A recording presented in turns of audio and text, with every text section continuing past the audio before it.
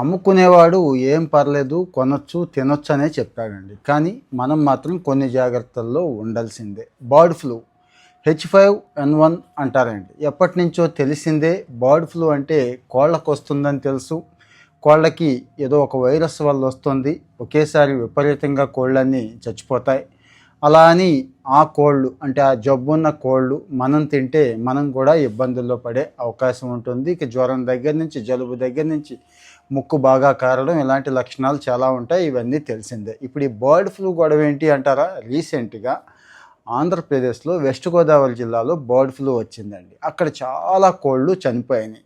విషయం ఏంటంటే కొల్లేరుకి migrant birds ఈ సంవత్సరం బాగా ఎక్కువ వచ్చినాయి, దానివల్లే అక్కడ ఏదో వైరస్ వచ్చింది అంతే తప్పించి ఏమీ లేదు అన్నారు. కానీ రీసెంట్గా నిన్ననే మహారాష్ట్రలో 3-4 జిల్లాల్లో కూడా బర్డ్ ఫ్లూ అనౌన్స్ చేశారండి.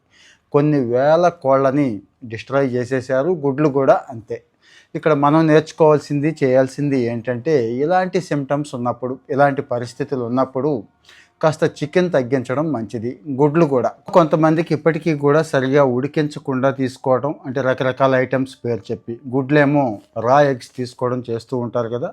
ఇలాంటి టైంలో ఆ పొరపాటు ఎట్టి పరిస్థితుల్లోనూ చేయొద్దండి. అనవసరంగా లేని ప్రమాదాన్ని తెచ్చుకున్నట్టు అవుతోంది. సో మంచి సమాచారం మన వాళ్ళకు కూడా